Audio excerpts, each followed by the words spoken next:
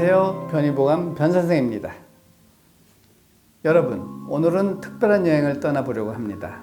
바로 5대에 걸쳐 한년을 운영해온 제월당 박물관으로의 여행입니다. 이곳은 그 예전 모습 그대로를 보존하고 있는 곳으로서 초가지붕 아래에는 약봉지가 대롱대롱 매달려 있습니다. 공간이 협소하여 박물관을 별도로 설치하였는데 여기에는 동의보감과 같은 고서가 있고 침과 침통, 약을 빻았던 절구, 약을 썰었던 약작두, 그리고 약을 가루로 만드는 도구인 약연 등이 있습니다.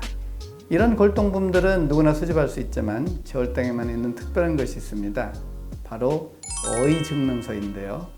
이는 고종 황제 때 어의를 하셨던 것으로 이미 130여 년이 넘는 역사를 가지고 있습니다. 이곳에서는 130년 동안 얼마나 많은 환자들을 치료하면서 공부하고 만족감을 느꼈을지를 생각해 볼 수 있습니다. 이곳의 약장에는 그 역사가 고스란히 남아 있습니다. 한약은 종류가 많기 때문에 한약장에는 약통이라고 하는 약도배기가 있습니다. 그런데 이 약통은 다른 것에 비해 작지요? 어느 분이 한약을 복용하다가 부작용이 발생한 것입니다. 그래서 환자가 화가 나서 한 개를 가져갔답니다. 결국 장인의 손길을 거치지 않고 다시 한 개를 만들었는데 이 약통이 바로 그것입니다. 병을 치료한다는 것은 아주 어려운 일이라서 늘 공부하고 노력해야 된다는 것입니다. 대를 이으면서 얻어진 보배는 바로 실패 사례가 고스란히 녹아 들어가 있는 처방, 즉 비방입니다. 이 비방을 통해 환자를 치료하면 그만큼 부작용이 줄어들고 약을 복용하고 효과를 보면 소문이 나게 됩니다. 이렇게 소중한 비방을 통해 환자를 치료해 왔습니다. 그러나 한의학에서는 진단에는 한계가 있었습니다. 약을 보고 환자의 병을 진단하는 것이 쉽지 않습니다.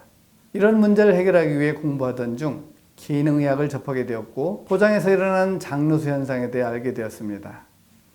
우리 모두가 음식을 먹고 음식물 속에서 영양분을 흡수하는데 이 과정은 모두 소장에서 일어납니다. 소장은 일종의 필터 역할을 하여 영양소가 혈액으로 들어가게 합니다. 그런데 사람마다 소장의 상태가 좋거나 나쁘거나 하는 차이가 있습니다. 그 차이는 유전에 의해 결정됩니다. 소장이 좋은 사람은 음식에서 영양소만 필터링되어 혈액으로 들어가기 때문에 건강합니다.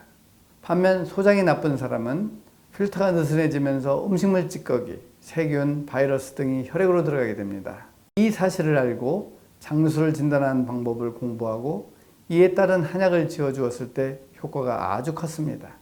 하지만 매일 먹는 음식은 아무거나 먹었을 때는 효과가 반감되었습니다.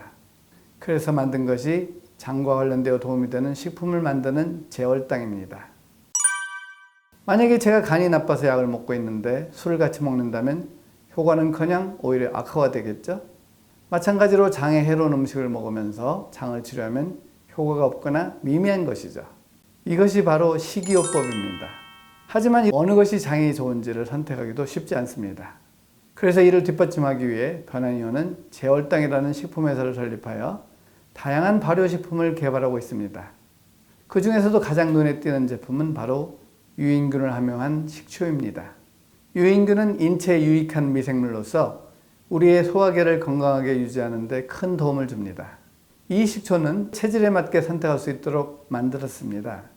그리고 유산균과 유산균의 먹인 프리바이오틱스, 쌍화차, 변속공구 등의 제품들은 각자의 독특한 특성과 도움이 되는 성분들로 구성되어 있습니다.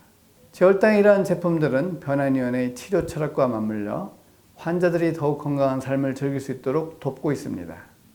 여러분, 장이 건강해야 몸이 건강하다는 사실 잊지 마시고 이 영상이 도움이 되었다면 좋아요와 구독 부탁드립니다. 감사합니다.